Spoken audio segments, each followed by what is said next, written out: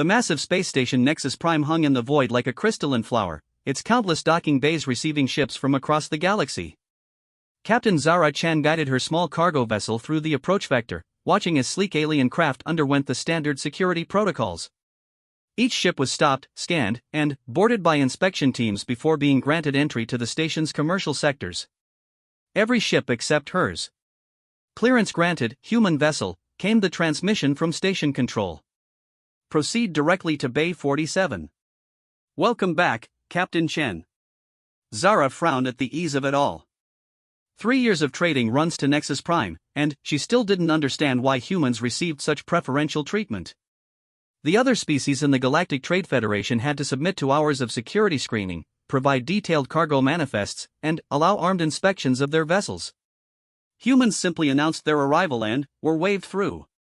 She docked her ship, the Wandering Star, and made her way into the station proper. The main commercial hub buzzed with activity as hundreds of alien species conducted business.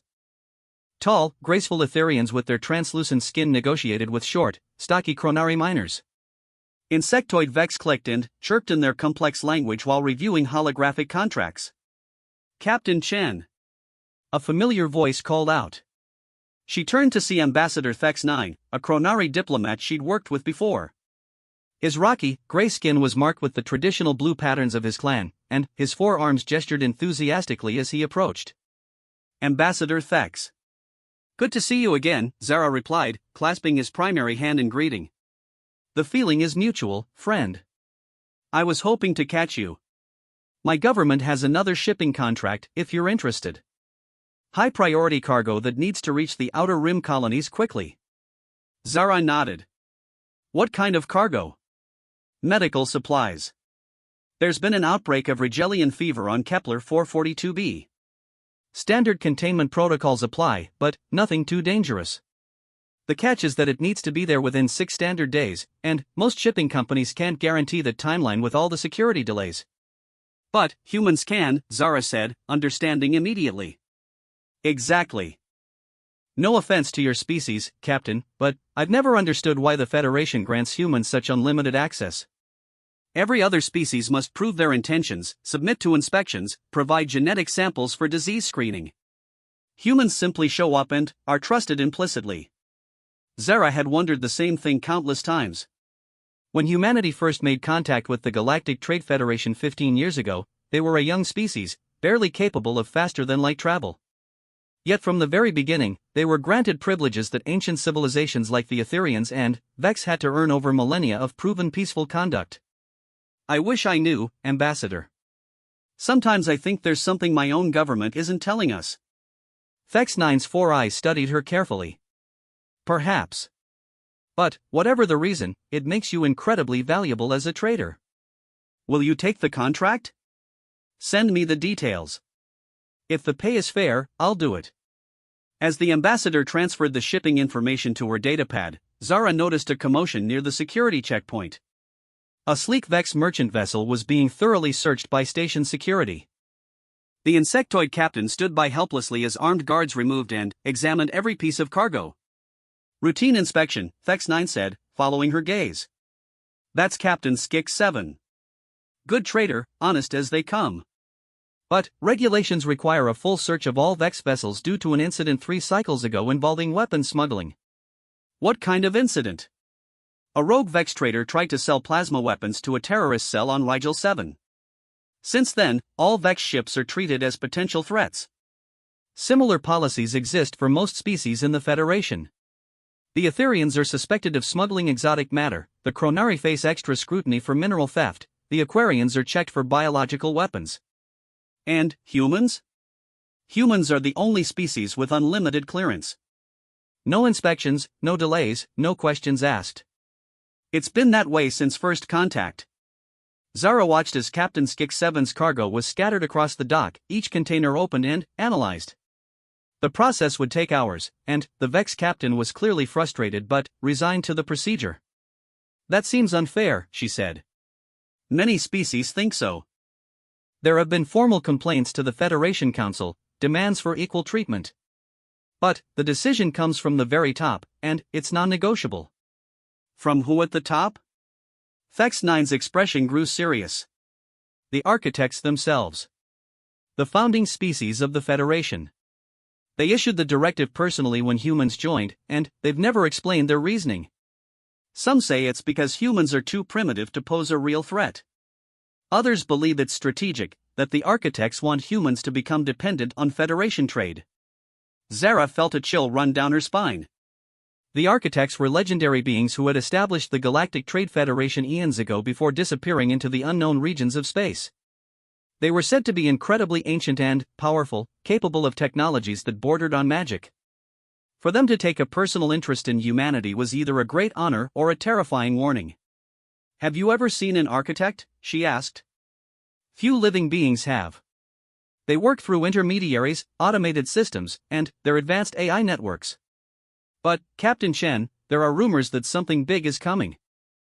Whispers in the diplomatic circles about increased security measures, mobilization of Federation fleets, preparations for something the architects call the testing time. Testing time? Nobody knows what it means. But some believe it's connected to humanity's special status. Perhaps you were granted unlimited access because the architects knew this day would come. Zara's datapad chimed with an incoming message. She glanced at it and saw an official Federation communication with the highest priority coding she'd ever seen. All human vessels report immediately to designated Federation command centers. Emergency protocols now in effect. This is not a drill. Her blood ran cold. Across the station, she could see other human traders and diplomats receiving the same message on their devices. The relaxed atmosphere of the trading hub suddenly felt charged with tension. "What is it?" Thex9 asked, noticing her expression. "I think we're about to find out what the architects have been planning," Zara replied, her voice barely above a whisper.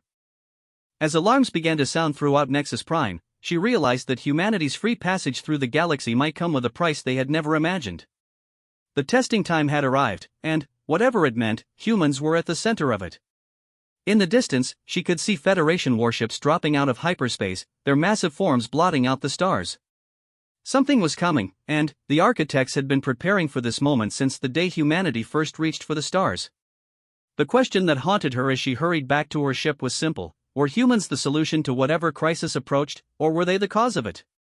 And why, after 15 years of questions, was she afraid to learn the answer? The Federation command center on Nexus Prime buzzed with controlled chaos. Zara had never seen so many humans gathered in one place outside of Earth space. Traders, diplomats, researchers, and military personnel filled the massive chamber, all talking in hushed tones about the emergency summons. Admiral Sarah Torres stood at the central podium, her weathered face grim as she waited for the crowd to settle. Zara had heard of Torres, one of the few humans to achieve high rank in the Federation military. Her presence here meant this was serious beyond anything they could imagine. "Citizens of Earth," Torres began, her voice carrying across the chamber without amplification. "What I'm about to tell you will challenge everything you think you know about humanity's place in the galaxy." The room fell silent. Zara found herself holding her breath as the Admiral continued. 15 years ago, when our first ships reached the edge of Federation space, we were met not by patrol vessels or customs officials, but by a single architect ship. The being aboard that vessel spoke to our delegation leader with words that have remained classified until this moment. Torres activated a holographic display that showed the image of Captain James Morrison, the leader of humanity's first contact mission. The recording was grainy but clear enough to see Morrison's shocked expression as an ethereal, otherworldly voice spoke. "Children of Terra," the voice said, its tone carrying harmonics that seemed to bypass the ears and speak directly to the mind. "We have waited eons for your arrival. You alone among the young species carry the gift we require. Your passage shall be unimpeded, your needs provided for, until the time of choosing arrives." The recording ended, leaving the chamber in stunned silence. Zara felt her worldview shifting as the implications sank in. The gift, Torres continued, was never explained. The architects simply implemented the unlimited access protocols and vanished back into deep space. For 15 years, we've enjoyed privileges beyond imagination while our scientists and philosophers try to understand why. A voice from the crowd called out, "What's changed? Why tell us now?" Torres's expression darkened. "Because the time of choosing has arrived. 3 days ago, long-range sensors detected something approaching from outside the galaxy. Something vast and hostile.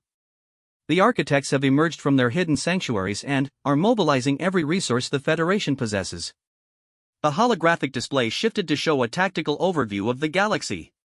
Red markers indicated massive defensive formations being assembled along the outer rim. Thousands of ships from dozens of species were converging on strategic positions. The enemy, Torres said, calls itself the Devourers. According to architect records, they are a force of living darkness that consumes entire galaxies, leaving nothing but empty space in their wake. They destroyed the architect homeworld millions of years ago, forcing the survivors to flee to our galaxy. Zara's stomach turned as the display showed the estimated path of the Devourer fleet. It was heading straight for the galactic core, where most Federation worlds were located. The architects have spent millennia preparing for this confrontation. They've built defenses, weapons, and strategies. But their calculations show that conventional warfare alone cannot stop the Devourers. They need something else. Something unique. A human scientist near the front raised his hand. What do they need from us? What's this gift they mentioned? Torres paused, as if gathering courage for what she was about to reveal. Humanity possesses something that no other known species in the galaxy has. Something that the architects themselves lost eons ago. The ability to hope in the face of absolute despair. Confused murmurs rippled through the crowd. Zara found herself frowning at the seemingly simple explanation.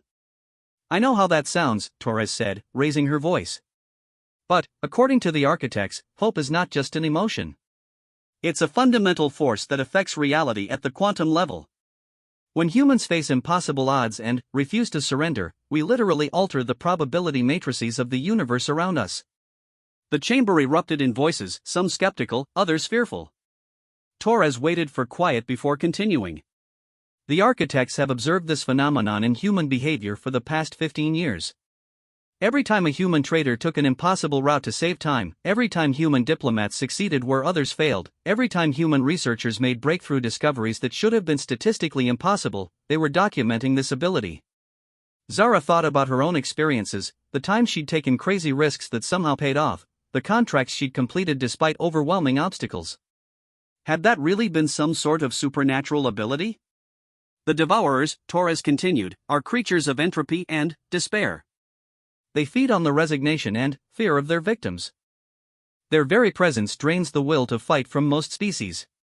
But humans, with our stubborn refusal to accept defeat, might be able to resist their influence. A Federation officer stepped forward to join Torres at the podium. He was tall and thin, with pale skin that seemed to shimmer in the light. Zara recognized him as one of the mysterious architect intermediaries who occasionally appeared at Federation meetings. Greetings, children of Terra, he said, his voice carrying the same otherworldly harmonics as the recording. I am Keeper Valdris, speaking for the Architect Council. The time for secrecy has ended. The Keeper's form began to shift and change, revealing his true appearance. His skin became translucent, showing networks of energy flowing beneath the surface. His eyes became wells of starlight, and, when he spoke, galaxies seemed to spin in the depths of his voice. Your species was granted unlimited access because we needed you to spread throughout Federation space unimpeded. Every human presence strengthens the quantum fields that maintain hope and possibility in our reality. You have unknowingly been our first line of defense against the approaching darkness. A human military officer stood up. You used us. Manipulated us without our knowledge or consent. Yes, Valdris replied without hesitation. And we would do so again, for the alternative is the death of everything. The Devourers have consumed 47 galaxies. Countless trillions of lives have been snuffed out. We cannot fight them with weapons alone. Zara felt a mixture of anger and understanding. The architects had been playing a game beyond human comprehension, but their motives seemed genuine. What do you need from us now? She found herself asking. Valdris turned his star-filled gaze toward her. You must choose, Captain Chen. All of you must choose. The Devourers will arrive in 6 days. We can evacuate humanity to hidden sanctuaries and hope that our conventional forces can somehow prevail. Or you can stand with us on the front lines, where your unique gift will be most needed. And if we choose to fight? Then, you will face horrors beyond imagination. The devourers corrupt everything they touch, turning hope into despair, courage into terror. Many of you will die. Some may suffer fates worse than death. The chamber was silent except for the hum of the station's systems. Zara looked around at her fellow humans, seeing fear, anger, determination, and confusion in their faces. But, if we don't fight, someone asked. Then, the galaxy falls into darkness, and, eventually, the devourers will find Earth anyway. There is no running from this threat, only the choice of where to make your stand. Torres stepped forward again. Every human ship, every human crew, every human citizen must make this choice individually. The Federation will not compel anyone to fight. But, those who volunteer will be given access to architect technology and training in abilities you never knew you possessed. Zara thought about Ambassador Thex 9 and Captain Skix 7, about all the alien friends and colleagues she'd made during her years as a trader. They deserved a chance to live free from the shadow of extinction. I volunteer, she said, her voice carrying clearly across the chamber. One by one, other voices joined hers. Not all, but enough. As Zara looked around at the determined faces of her fellow humans, she felt something stirring deep inside her. It was hope, burning bright against the approaching darkness, and, for the first time, she truly understood why the architects had been waiting for humanity to reach the stars. The testing time had begun, and humanity would face it not as naive traders granted special privileges, but as the galaxy's last hope against an ancient evil. The question was no longer why humans were allowed entry without clearance. The question was whether their gift of hope would be enough to save everything they had come to love among the stars. The architect training facility existed in a pocket dimension attached to Nexus Prime, accessible only through shimmering portals that hurt to look at directly. Zara stepped through the threshold and immediately felt the difference in the air itself. Everything here thrummed with potential energy, as if reality was more flexible, more willing to bend to focused will. Welcome to the Crucible, said Master Ethon, an architect whose form was so ancient that looking at him was like staring into the birth of stars. Here you will learn to weaponize what your species calls hope, and what we know as the fundamental force of possibility. 200 humans had volunteered for the first wave of training. Zara recognized some faces from the command center, but many were strangers. Traders, scientists, engineers, even a few tourists who had been caught on Federation stations when the emergency began. All united by their willingness to face the unknown. Your training will be unlike anything your species has experienced, Master Ethon continued as he led them through chambers that defied conventional geometry. We cannot simply download combat techniques or battle strategies into your minds. What we are teaching must be felt, understood at a level deeper than thought. They entered a vast arena where the floor was made of crystalline material that reflected not light, but emotions and intentions. Zara could see her own determination glowing as blue fire beneath her feet, while fear from others manifested as creeping shadows at the edges. The Devourers, Ethon explained, exist partially outside normal spacetime. They influence reality through despair, doubt, and hopelessness. When a being loses faith in the possibility of victory, they create quantum vulnerabilities that the Devourers exploit to enter our dimension. A holographic display showed the process in horrifying detail. Alien beings on various worlds simply gave up as darkness approached, and, in that moment of surrender, tentacles of living shadow poured through cracks in reality itself. Humans, Ethon said, his ancient voice carrying notes of wonder, possess an anomalous resistance to this process. Where other species see inevitable defeat, humans see challenges to overcome. This stubborn optimism creates quantum reinforcement fields that strengthen the barriers between dimensions. Dr. Elena Vasquez, a xenobiologist from the Luna colonies, raised her hand.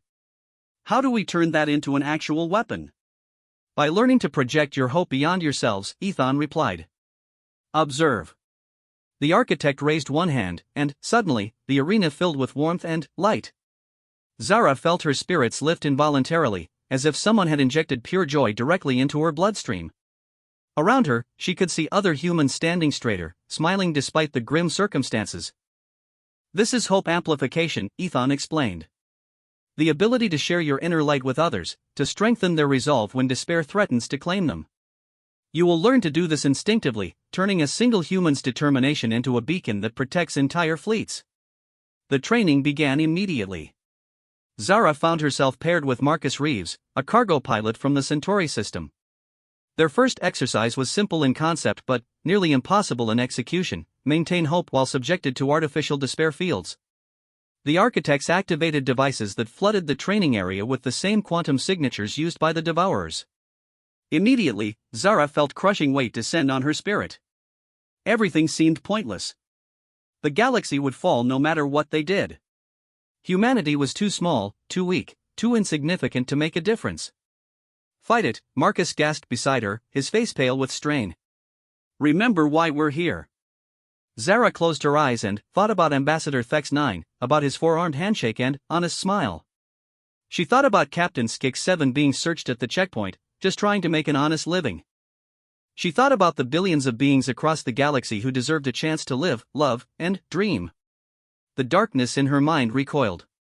A small flame of hope rekindled in her chest, and she felt Marcus's presence beside her grow stronger. "Good," Ethan's voice came through the artificial despair like sunlight through storm clouds. "Now reach out to each other. Share that flame." Zara extended her consciousness toward Marcus and felt his hope linking with hers. Together, they pushed back against the Devourer influence until they stood in a small circle of clear, bright space while shadows writhed harmlessly around them. Hours passed in similar exercises. Learning to sense the approach of despair fields. Practicing the projection of hope-reinforced reality bubbles. Training to maintain combat effectiveness while under the influence of existential dread. But the most important lesson came when Master Ethan gathered them all for what he called the truth of war. "You must understand," he said, his starlight eyes grave, "that some of you will fall to the Devourers. Not in battle, but to their influence. You will see horrors that break your spirits, face odds that crush your will to fight. In those moments, you will become vulnerabilities that the enemy can exploit." He activated another holographic display, showing recorded battles from previous Devourer invasions. Heroic defenders gradually succumbing to despair, their hope fields flickering out one by one, until entire fleets were consumed by living darkness. "When you feel hope dying inside you," Ethan continued, "you must immediately distance yourselves from your allies. Better to face the darkness alone than to become doorways through which the Devourers can reach others." The weight of that responsibility settled on Zara's shoulders like a physical burden. Not only did they have to fight impossible odds, but they had to constantly monitor their own spiritual state to ensure they didn't become weapons turned against their friends. Dr. Vasquez spoke up again. "What about the other Federation species? How do we protect them if they're naturally vulnerable?" "By becoming living shields," Ethan replied. "A single human with properly trained hope projection can maintain the fighting spirit of an entire alien crew. But the drain is enormous. You will burn through your own life force to keep others functional." Zara exchanged glances with Marcus. They both understood what that meant. This wasn't just about fighting monsters. It was about sacrificing themselves to keep the galaxy fighting. "There is one more thing you must know," Ethan said, his voice taking on notes of ancient sorrow. "The Devourers are not mindless beasts. They were once a species much like yours, driven to despair by circumstances beyond their control. Their transformation into creatures of entropy was gradual, a slow surrender to the belief that existence was meaningless. The revelation hit the humans like a physical blow." Zara felt sick as the implications sank in. "You're saying we could become like them?" someone asked. "It is possible," Ethan confirmed. "If enough humans lose hope simultaneously, if your collective despair reaches critical mass, the quantum cascade could transform your entire species. This is why the Devourers target young civilizations first. They seek to create more of themselves." The training chamber fell silent except for the subtle hum of reality-bending technology. Zara looked around at her fellow humans and saw the same question in all their eyes: were they heroes or potential monsters? "But there is cause for hope," Ethan said, and, amazingly, he almost smiled. "In 47 galaxies, across billions of years, no species has ever shown the resistance to despair that humans display naturally. You are not just our last hope. You may be the first species capable of actually defeating the Devourers rather than simply delaying them." Marcus squeezed Zara's shoulder. "No pressure, right?"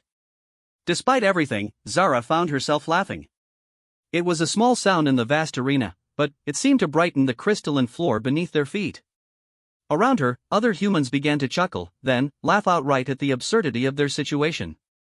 Master Ethan watched this display with something approaching wonder.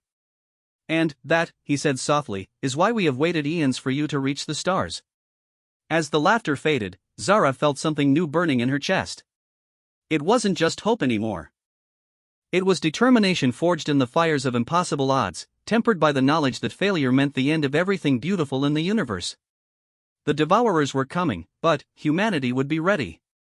Not because they were the strongest or smartest species in the galaxy, but because they were too stubborn to accept defeat and too caring to let others fall into darkness. The training continued, each day bringing new challenges and revelations. But Zara no longer wondered why humans alone were allowed entry without clearance. She understood now that they had been given free passage not as a privilege, but as preparation for the moment when they would stand between the light and the dark, armed with nothing but their refusal to give up hope. The edge of the galaxy had become a fortress of light and metal. Zara stood on the bridge of the Federation dreadnought Eternal Dawn, watching as the largest military force in galactic history arranged itself for the battle to come. Thousands of ships from dozens of species formed defensive lines that stretched across multiple star systems. But she could feel the fear radiating from the alien crews like heat from a fire. Even through the reinforced hulls and advanced shielding, the approaching Devourer fleet projected an aura of despair that pressed against every mind in the Federation force. "Human tactical teams, report to your assigned vessels," Admiral Torres announced over the fleet communication network. "Remember your training. You are not just fighters today. You are the light that keeps hope alive." Zara gathered her gear and headed for the transport bay where her team was assembling. Over the past 3 days, the 200 trained humans had been split into small groups and distributed throughout the Federation fleet. Each team would serve as a hope anchor for an entire ship, using their newfound abilities to maintain the crew's fighting spirit when the Devourers attacked.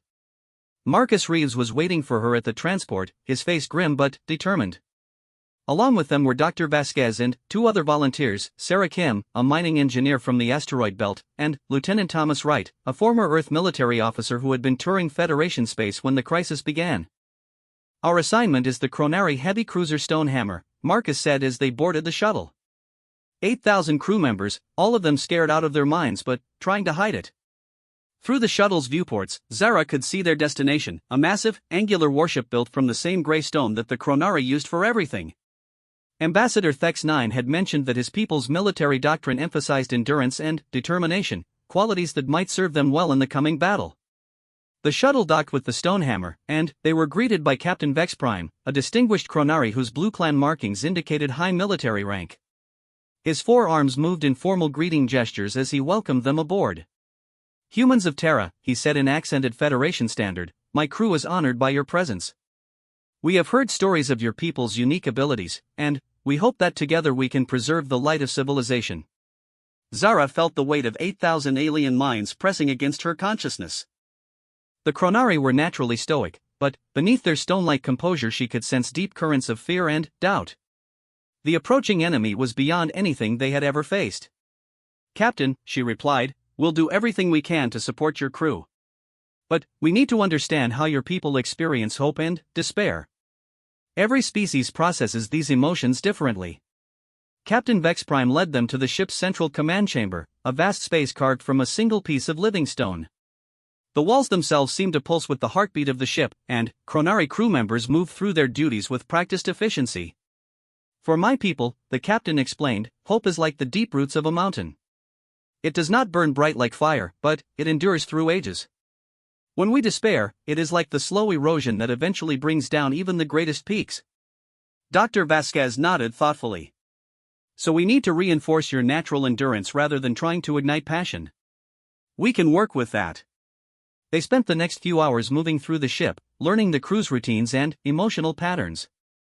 Zara found herself amazed by the Chronari's quiet courage. They knew they faced extinction, but they continued their preparations with methodical determination. As they worked, reports came in from across the fleet. The Devourer force had been detected at the edge of sensor range, and it was even larger than the architects had predicted. Millions of dark ships moved through space like a cancer, consuming light and matter as they advanced. "All stations, this is Admiral Torres," came the announcement. "Enemy contact in 4 hours. Human teams, begin Hopefield generation now. May whatever gods you believe in watch over us all." Zara gathered her team in the ship's meditation chamber, a quiet space where the stone walls were carved with ancient Chronari wisdom sayings. They formed a circle and reached out with their trained abilities, feeling for the collective consciousness of the crew. The process was unlike anything she had experienced during training. 8,000 minds pressed against her awareness like a weight of stone, each one carrying its own fears and hopes. She felt Marcus beside her, his consciousness steady and warm, and reached out to link with the others. Together, they began to weave a network of reinforced hope throughout the ship. It was exhausting work, like trying to hold up a collapsing building with their bare hands. But, gradually, they felt the crew's spirit stabilize and strengthen. Contact, came a shout from the bridge. Devourer advanced scouts have engaged our forward pickets. Through the ship's internal communication system, they could hear the first reports from the battle. Federation fighters were encountering entities that seemed to be made of living shadow, creatures that attack not just with conventional weapons but with waves of psychic despair. Human Team Alpha reports successful Hopefield maintenance aboard the Etherian cruiser Starweaver, Admiral Torres announced. Enemy despair attacks are being neutralized. But other reports were less encouraging. A Vex destroyer had gone silent after its human team was overwhelmed. An Aquarian medical frigate had broken formation and was fleeing toward the galactic interior, its crew apparently paralyzed by terror. The main force is approaching, Captain Vex Prime announced over the ship's communication system. All hands to battle stations. Today we find out if courage and determination can stand against the darkness between galaxies. Zara opened her eyes and saw that her teammates were maintaining their meditation, their faces serene despite the approaching horror. Through the ship's superstructure, she could feel the Chronari crew taking their positions with calm professionalism. Then, the Devourers arrived. The main viewscreen showed something that defied comprehension. The enemy ships looked like tears in space itself, dark wounds in reality that hurt to perceive directly. They moved without visible propulsion, sliding through the void like predators stalking prey. But it was the psychological attack that nearly broke her concentration. Waves of despair washed over the fleet like tsunamis of pure hopelessness. Everything seemed pointless. The galaxy would fall. Everyone they loved would die screaming. Resistance was not just futile but actively harmful, prolonging suffering that could end quickly if they simply surrendered. Zara felt her hopefield wavering and heard Dr. Vasquez gasp in pain as the assault hit their linked consciousness. Around the ship, she could sense Chronari crew members faltering at their posts as existential dread seeped into their minds. Hold fast. Marcus shouted, his voice cutting through the psychic noise. Remember why we fight. Zara forced herself to think beyond the immediate horror. She thought about the trading runs that had brought her here, the friendships formed across species lines, the quiet beauty of different worlds under alien stars. She thought about children playing in parks she had visited, artists creating beauty in forms she barely understood, lovers meeting for the first time at busy spaceports. The darkness in her mind recoiled from these images. Her hope field blazed brighter, and she felt her teammates rallying to her strength. Stonehammer to Fleet Command, Captain Vex Prime reported, his voice steady despite the chaos around them. Human Hopefield holding steady. Crew maintaining combat effectiveness. Through the fleet communication network, Zara could hear similar reports from other ships. Not all of them. Too many vessels had gone silent or were reporting complete crew breakdown. But enough ships remained functional to continue the fight. The battle began in earnest as the Federation fleet opened fire with everything they had. Massive energy weapons that could crack planets struck the Devourer ships and seemed to have no effect at all. The dark vessels continued their advance, returning fire with weapons that seemed to drain the life from anything they touched. Human Team 7, Admiral Torres's voice was tight with strain. We're losing too many ships to despair cascades. Can you extend your hope fields beyond your assigned vessels? Zara looked at her teammates and saw the same determination in their eyes. They were already pushing themselves to their limits, but there might be a way to help more ships. We can try a network link, Dr. Vasquez said. Pool our hope fields and broadcast them across multiple vessels. But the strain might kill us. Do it, Lieutenant Wright said without hesitation. Better to burn out fighting than watch the galaxy fall. They reached out with their consciousness, linking not just with each other but with the human teams scattered throughout the fleet. Zara felt her awareness expanding beyond the Stonehammer, touching the minds of terrified alien crews on dozens of ships. The strain was incredible. She felt as if her soul was being stretched across light years, spread so 6 days of desperate preparation had transformed the galaxy into a fortress. Every shipyard, every manufacturing facility, every resource depot had been converted to support the war effort. But Zara knew it wouldn't be enough. The scouts they had defeated were nothing compared to what was coming. Standing in the observation deck of the newly constructed command station Unity's Hope, she watched as the largest fleet in galactic history assembled for humanity's final gambit. 50,000 Federation ships formed defensive lines around strategic star systems, but long-range sensors showed the approaching Devourer armada numbered in the millions. "The mathematics are simple," Master Ethan said, materializing beside her in his ethereal form. "Even with human hopefield support, we cannot win a conventional battle against such overwhelming numbers." Zara turned to face the ancient architect. "Then, what do you propose?" "Something that has never been attempted in the history of this galaxy," Ethan replied. "A direct assault on the source of the Devourer's power.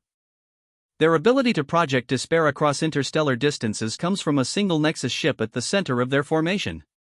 If we can destroy it, the entire armada becomes vulnerable," Zara finished. "But how do we reach it through millions of enemy ships?"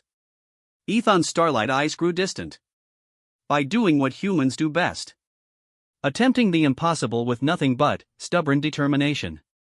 Over the next hour, Ethan explained the plan to the assembled human survivors. Of the original 200 volunteers, only 63 remained alive and functional. The rest had died in the first battle or burned out their abilities maintaining hopefields for the retreating Federation forces. "The Nexus ship exists partially outside normal spacetime," Ethan told them. "It can only be reached by a vessel that has been modified to exist in the same quantum state. The process requires a living consciousness to guide it, but the psychic strain will be lethal." Dr. Vasquez, her face pale but determined, spoke up. "How many people would need to make this sacrifice?" "All of you," Ethan replied quietly. "The entire surviving human contingent would need to merge their consciousness with a specially modified ship. Your combined hope field would be powerful enough to penetrate the Nexus, but none of you would survive the experience."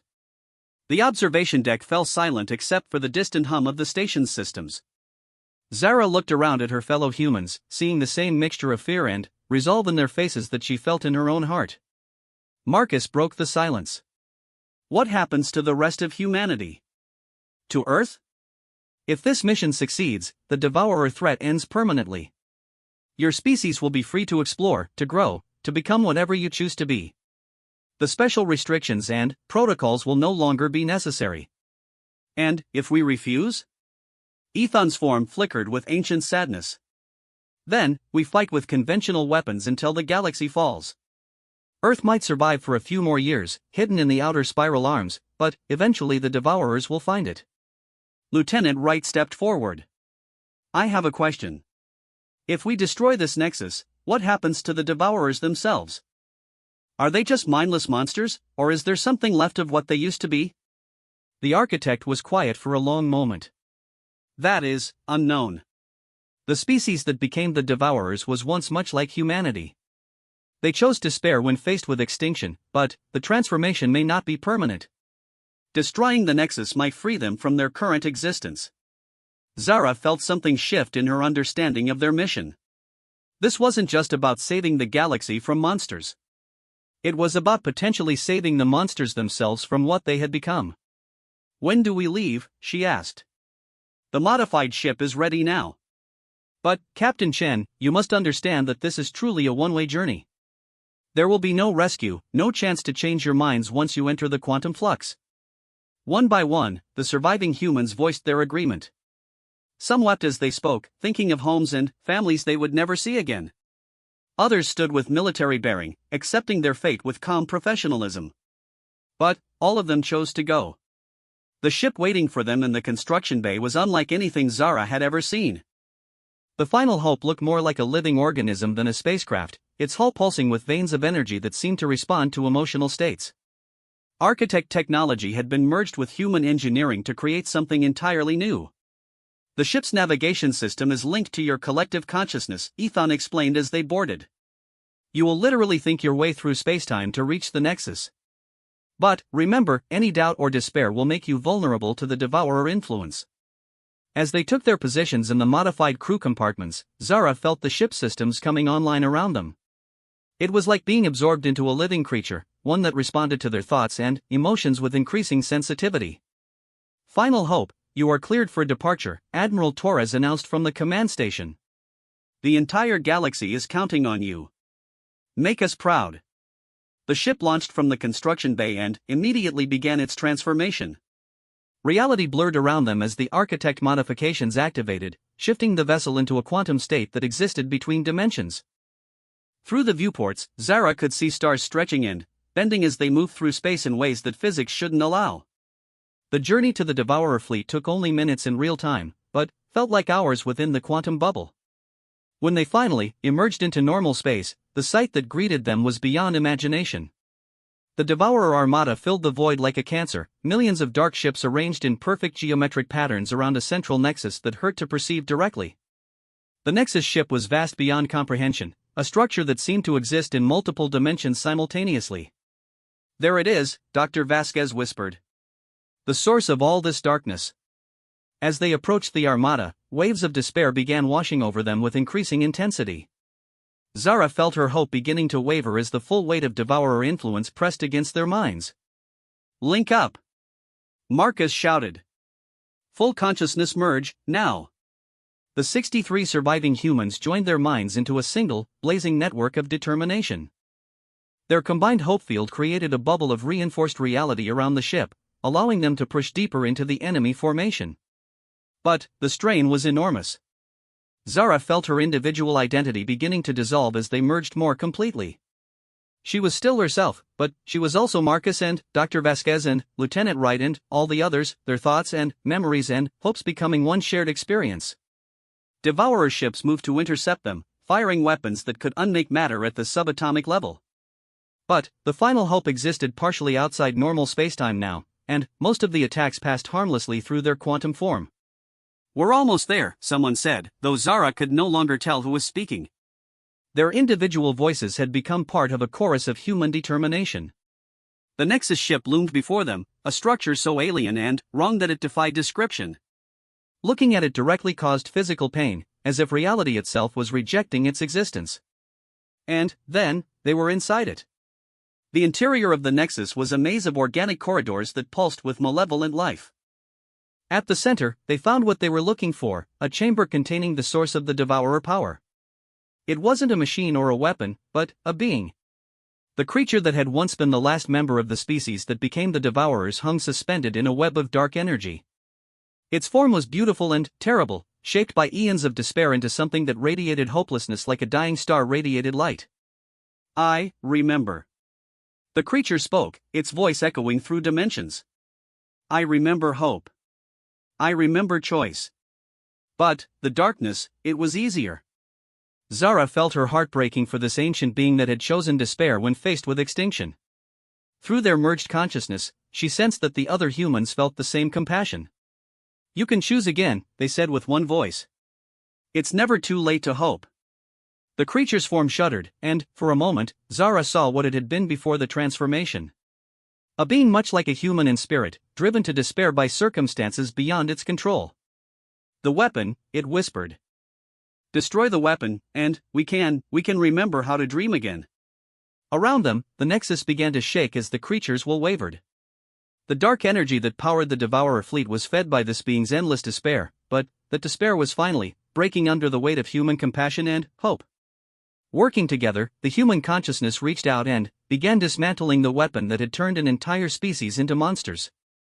It wasn't physical destruction they performed, but something far more profound. They were healing wounds that had festered for millions of years, replacing despair with the possibility of hope. The Nexus ship began to collapse around them as the weapon's power source failed. Through their quantum link, Zara felt the change rippling outward across the Devourer fleet. Ships that had been dark voids in space suddenly blazed with light as their crews remembered what it felt like to hope. Thank you, the ancient being said as its form began to change, darkness giving way to something that resembled its original shape. Thank you for reminding us that despair is not the only choice. The final hope was caught in the Nexus collapse, its quantum form beginning to destabilize as the dimensional barriers reasserted themselves. Zara felt her consciousness fragmenting as the human network began to break apart. But, in those final moments, she felt something incredible. Through the quantum link that still connected them to the galaxy, she sensed hope blazing like wildfire across millions of worlds. The Devourer fleet was transforming, its crews awakening from eons of despair to remember joy and wonder and the simple pleasure of existence. As the ship disintegrated around them, Zara's last conscious thought was one of profound satisfaction. Humanity had finally answered the question of why they alone were allowed entry without clearance. They had been given free passage through the galaxy so they could reach this moment, when their stubborn refusal to accept defeat would save not just their own species, but transform an ancient enemy back into the beings they were meant to be. The final hope vanished in a burst of quantum light, taking the 63 heroes with it. But their sacrifice had accomplished something beyond victory. They had proven that hope could triumph over despair, that compassion could heal wounds that seemed permanent, and that sometimes the greatest courage lay not in fighting monsters, but in helping them remember how to be something more. In the aftermath, as the former Devourer fleet worked alongside Federation forces to repair the damage they had caused, the galaxy began to heal. And, on Earth, in a small memorial garden where 63 trees grew in perfect formation, children played in the sunlight while their parents told stories of the heroes who had saved everyone by refusing to give up hope. The testing time was over. Humanity had passed, not through strength or intelligence, but through the simple recognition that every being in the universe deserved a chance to choose hope over despair. And, in that choice, they had found the true meaning of what it meant to be human among the stars.